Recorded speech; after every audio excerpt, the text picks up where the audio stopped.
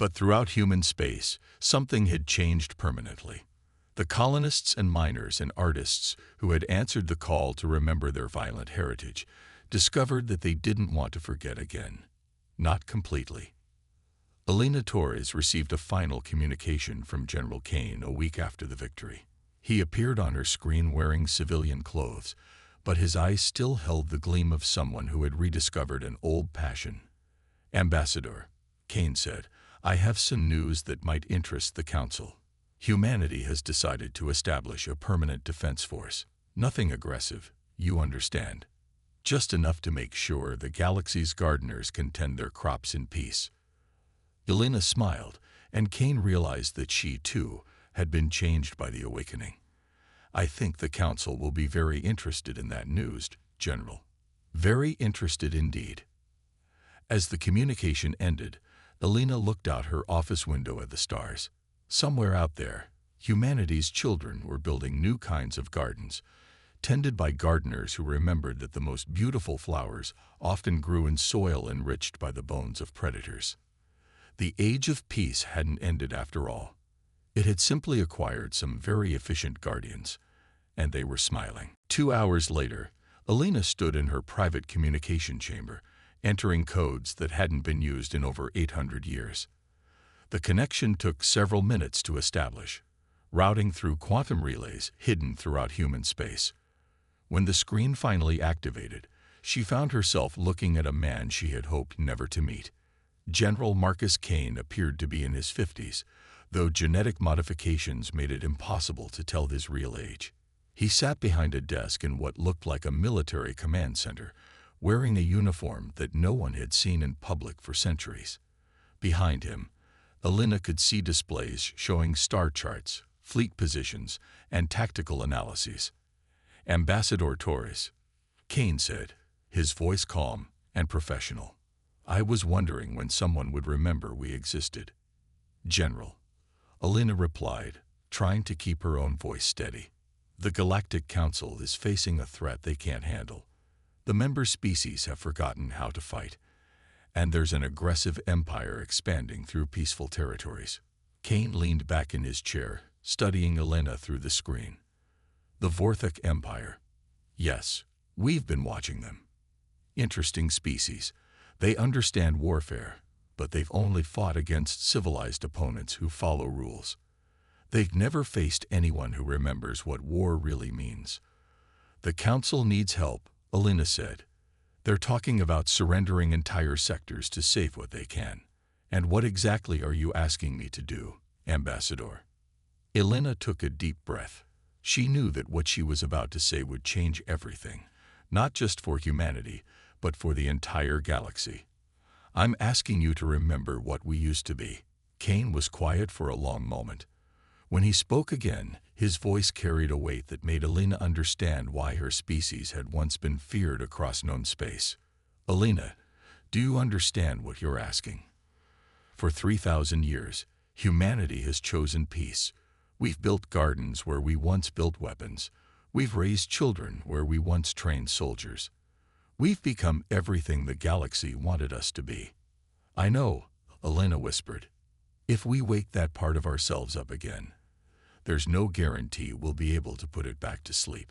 Elena thought about the reports from the Outer Rim. Peaceful farming colonies turned into slave camps. Art museums burned to provide light for Vorthok victory celebrations. Children separated from their families and sent to labor facilities where half of them wouldn't survive the first year. "Then don't put it back to sleep," Elena said. "At least not until the predators are gone." Kane smiled, and Elena suddenly understood why ancient Earth legends spoke of wolves in human skin. "Very well, Ambassador. Consider the old protocols activated. How long do we have?" "The Vorthok fleet is moving toward the inner systems. Best estimates say 2 months before they reach Council space." "More than enough time," Kane replied. "Elena, I want you to do something for me. Go back to that Council chamber and tell them exactly what I'm about to tell you." Elena listened as Kane explained what humanity was about to unleash. With each word, she felt something stirring in her own chest, something that had been sleeping for her entire life. It was the same thing that was waking up in human settlements across the galaxy as old communications networks came online and forgotten signals began to transmit. When the call ended, Elena walked slowly back to the council chamber. The emergency session was still in progress, with various species proposing increasingly desperate solutions. Some wanted to evacuate entire star systems. Others suggested hiding behind defensive barriers until the Vorthek grew bored and left. A few were actually discussing total surrender. Elena entered the chamber and walked to the central speaking platform. The discussions gradually died down as counselors noticed her return. "Fellow counselors," Elena began, her voice carrying the new authority that made several species instinctively step back. "I have spoken with Earth's Defense Command. Humanity will handle the Vorthek threat." Counselor Yrith looked confused. "Ambassador, we appreciate the offer, but what can humanity possibly do? Your species has been peaceful for centuries." Elena looked around the chamber at dozens of civilizations that had forgotten what survival meant. "You're right. We have been peaceful, but peace was always our choice, not our nature. We chose to build instead of destroy, to create instead of conquer, to nurture instead of hunt. We made that choice because we could, because we were strong enough to choose gentleness over violence." She paused, letting her words sink in. "But choice implies alternatives. We chose peace because we remembered what war cost. We chose cooperation because we remembered what competition could lead to. We chose civilization because we remembered what we were like before we were civilized." High Mystic Zoran spoke up, his voice uncertain. "What exactly are you saying, Ambassador?" Elena looked directly at him, and he suddenly understood why ancient human poetry spoke of predators walking on two legs. "I'm saying that humanity didn't forget how to fight. We just chose not to. The Vorthak have made that choice for us." The chamber fell completely silent. In that silence, something fundamental shifted in the galaxy's balance of power. For 3,000 years, the universe had been shaped by species that had chosen peace because they were incapable of war. Now they were about to meet a species that had chosen peace because they were too good at war to trust themselves with it. Elena activated her communication device and spoke words that would echo through galactic history. "This is Ambassador Elena Torres to all human settlements and facilities. The old protocols are now in effect. Remember what we used to be." Across human space, in hidden facilities and forgotten installations, ancient systems began powering up for the first time in millennia. On peaceful farming worlds, colonists received messages that made them remember genetic memories they had spent lifetimes suppressing. In deep space monitoring stations, technicians activated scanning arrays that had been disguised as scientific instruments. And everywhere humans lived, worked, and built their quiet lives, something began to wake up. Something that smiled when it thought about hunting. Something that had been patiently waiting for 3,000 years to be needed again. The Vorthek Empire was about to learn the difference between a species that couldn't fight and a species that chose not to fight. They were about to discover why humanity had spent 3 millennia learning to be peaceful, and why the galaxy had been so very careful to help them stay that way. The age of peace was ending, and humanity was smiling. The smiling soldiers. General Marcus Kane stood in the command center of Earth's primary defense installation, watching displays that showed human activity across the galaxy. For 3,000 years, this facility had been disguised as a geological research station. Today, it revealed its true purpose as the nerve center of humanity's hidden military network. The transformation was happening faster than even Kane had expected. On farming worlds, agricultural equipment was being modified into weapons platforms. Mining operations in asteroid belts were revealing themselves as weapons manufacturing facilities. Peaceful research stations were dropping their disguises to become forward military bases. "Sir," reported Commander Sarah Chen, Kane's chief of staff, "we're receiving confirmation from all sectors. Human populations are responding to protocol activation with unprecedented enthusiasm." Kane studied the reports streaming across his screens. On the colony world of New Geneva, settlers had converted their entire terraforming infrastructure into a military production complex in less than 48 hours. In the Kepler system, what had appeared to be a simple mining operation revealed itself as humanity's largest shipyard, currently housing over 300 vessels that officially didn't exist. "What's the status on personnel?" Kane asked. "That's the interesting part, sir," Chen replied. "We projected it would take weeks to recruit and train sufficient forces. Instead, we have 10 times more volunteers than we can process. Humans who have spent their entire lives as farmers, artists, and scientists are requesting combat assignments." Kane nodded grimly. He had expected this. Humanity's violent instincts hadn't disappeared during their centuries of peace. They had simply been redirected into other pursuits. Now that those instincts were needed again, they were emerging with frightening intensity. Captain Lisa Rodriguez entered the command center, her expression a mixture of excitement and concern.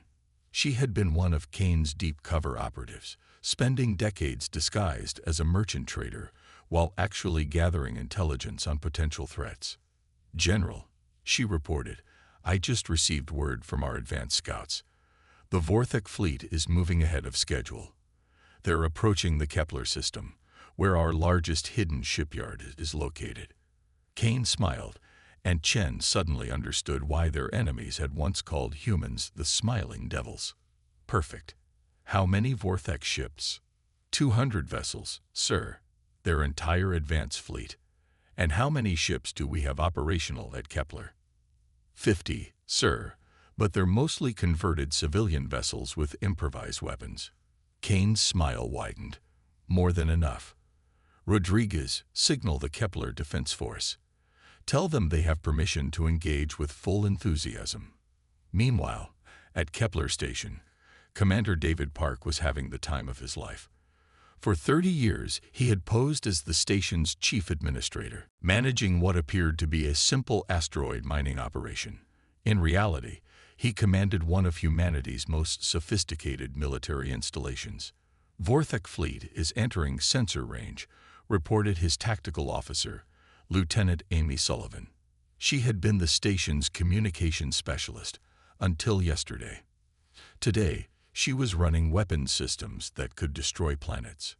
Park watched the enemy fleet approach on his main display. 200 ships, each one a masterpiece of Vorthek military engineering. They had conquered 17 civilizations with fleets like this one. Their commanders were experienced, their tactics proven, their confidence absolute. They had never fought humans before. "All ships, this is Kepler Command," Park announced over the communication network. "Remember, we want to make a good first impression. Let's show our new friends what hospitality means to humanity." The Vorthek fleet entered the system in perfect formation, their sensors scanning for defensive installations. What they found confused them. The asteroid belt showed signs of mining activity, but no military presence. A few small ships moved between the asteroids, apparently civilian vessels engaged in resource extraction. Warlord Krex commanded the Lid Vorthak vessel from his flag bridge.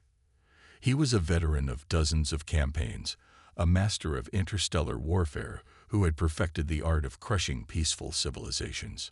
"Analysis complete," Warlord reported his science officer. "This system contains a minor human mining operation. No military vessels detected. No defensive installations. This will be a simple conquest." Krex nodded satisfaction. Humans were known throughout the galaxy as peaceful gardeners and philosophers.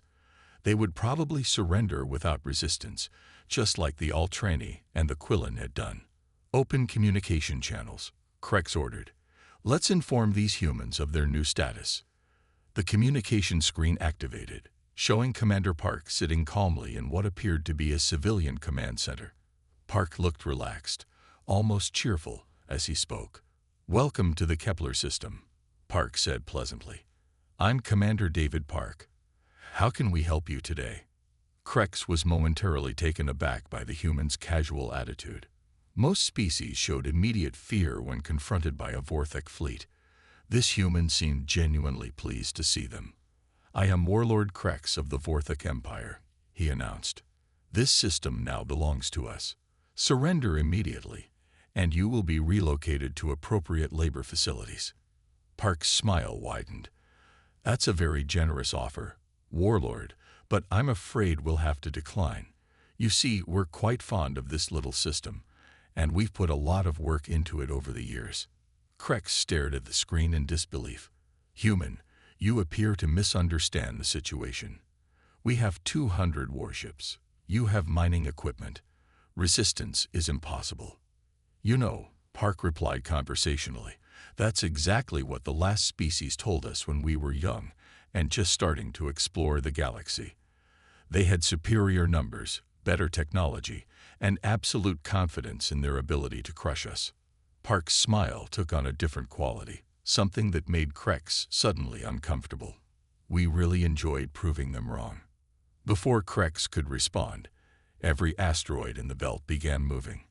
What the Vorthak had mistaken for mining equipment revealed itself as humanity's most advanced mobile weapons platforms. Asteroids that had been hollowed out and converted into battleships. Mining lasers that could cut through planetary crust. Cargo haulers that carried enough firepower to level cities. The 50 civilian ships scattered throughout the system weren't miners at all. They were hunters, and they had been waiting patiently for prey to enter their territory. "All units," Park announced calmly, "weapons free. Let's give our guests a proper welcome." The battle that followed became legendary throughout the galaxy, not because of its scale, but because of its nature. The Vorthak fought with professional discipline and proven tactics. The humans fought like they were having the best day of their lives. Lieutenant Sullivan watched her targeting display with genuine joy as she selected enemy vessels for destruction. "This is incredible," she called out to Park. "Their shield frequencies are completely predictable. It's like they haven't innovated in centuries." Park was analyzing the enemy formation with the eyes of a predator studying a herd. "That's because they haven't needed to. They've been fighting civilized opponents who follow rules. They've never faced anyone who remembers what warfare really means." The Vorthak formation began to disintegrate as human weapons found targets with impossible accuracy. Ships that had seemed invulnerable to conventional attacks were being torn apart by weapons that adapted and evolved during the battle. "How are they doing this?" Krex demanded as his flagship shook from multiple impacts. "Their technology should be inferior to ours." His tactical officers studied the scanner readings with growing alarm. "Warlord, their weapons are modifying themselves in real time. Every time we adapt our defenses, they change their attack patterns. It's as if their technology is learning from our responses." What the Vorthak didn't understand was that human weapons weren't just learning from their responses.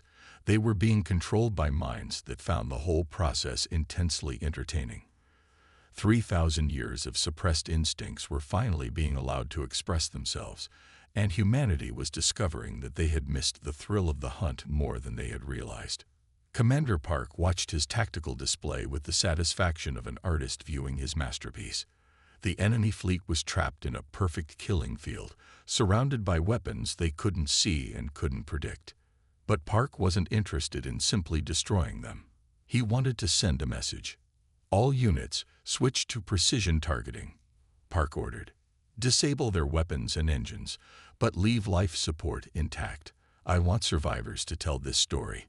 The systematic dismantling of the Vorthak fleet took exactly 47 minutes.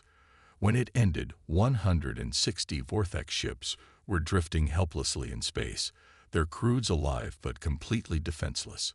40 ships had been destroyed when their crews chose self-destruction rather than surrender. Park opened a communication channel to the crippled flagship. Warlord Krex appeared on screen, his expression a mixture of shock and growing fear. "Warlord," Park said pleasantly, "I hope you've enjoyed your visit to our system. As you can see, humanity takes hospitality very seriously." Krex stared at the human commander, trying to understand what he was seeing. Park looked relaxed, almost cheerful, despite having just orchestrated the destruction of an entire fleet. There was something in his eyes that chilled Krex to his core, the look of someone who had thoroughly enjoyed what they had just done. "What are you?" Krex whispered. Park's smile widened. We're exactly what we've always been, Warlord. We just spent 3,000 years pretending to be something else. He leaned forward slightly. Here's what's going to happen. We're going to repair your life support and navigation systems. Then you're going back to your empire with a message. What message? Tell your leaders that humanity is awake again. Tell them that the galaxy's gardeners remember how to tend more than just flowers. Tell them that the species they thought was peaceful and harmless has been patiently waiting 3 millennia for someone stupid enough to wake us up. Park's expression grew more serious, though the smile never completely left his face. And tell them that if they withdraw from every world they've conquered and return to their own space, we might consider letting them live there peacefully. But if they choose to continue their expansion, they'll discover why every other species in the galaxy was so very careful to help us stay asleep. The communication ended, and Krex was left staring at a blank screen, trying to process what had just happened.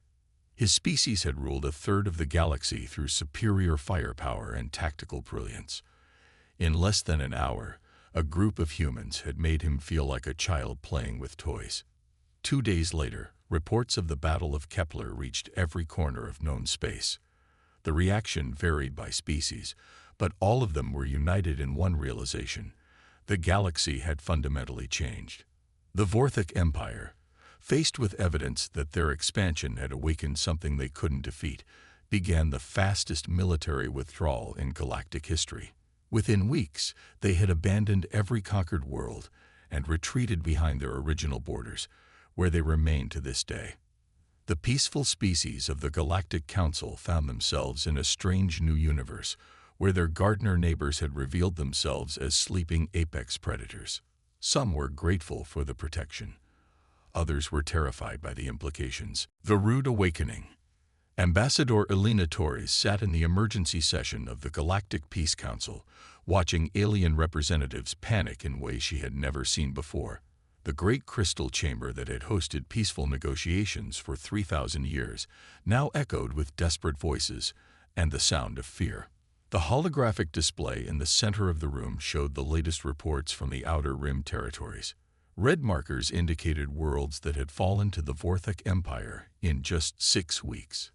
17 peaceful civilizations had been conquered, their populations either enslaved or relocated to labor camps. The Vorthak weren't interested in negotiation or tribute. They wanted everything. "This is impossible," whispered Counselor Yerith of the Altrani Federation.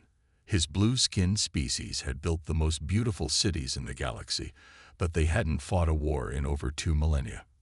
"How do we respond to such brutality? We don't even have weapons anymore." Elena watched the chaos unfold around her. The Zenthari were trying to form committees to study the problem.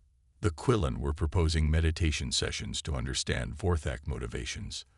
The massive Draknari, who looked like they should be fearsome warriors, were suggesting they hide behind their planetary shields until the threat passed. 3,000 years of peace had done exactly what Elena's grandfather had warned it might do.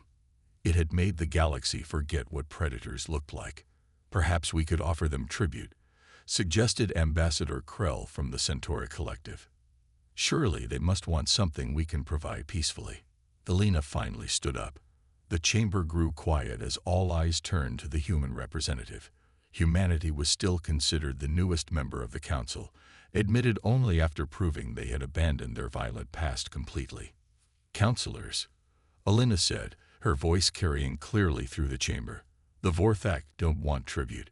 They want conquest. They want to rule everything they can see. And they want others to fear them. Offering them gifts will only convince them you're weak." "Then what do you suggest?" asked Counselor Yerith.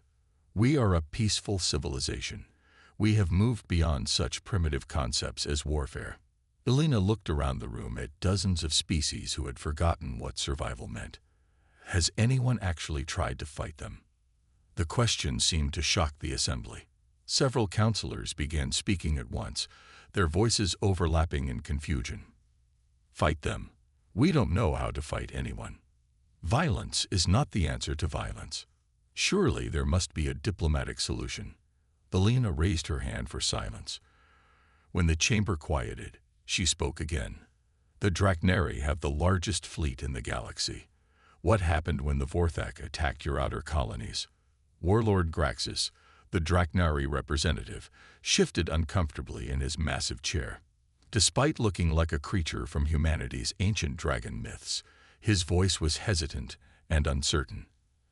Our ships, they tried to intercept the invaders, but our captains haven't fought real battles in centuries. Our weapons are ceremonial. Our tactics are for parades, not combat. The Vorthak destroyed half our fleet before we retreated.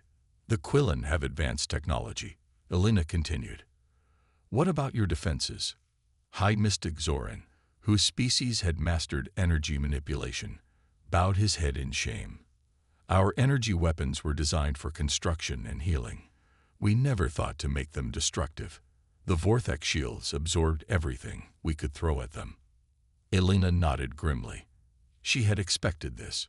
Every species in the galaxy had spent millennia perfecting peace, prosperity, and cooperation. They had built magnificent civilizations, advanced their sciences, and created works of art that moved souls across 1,000 worlds.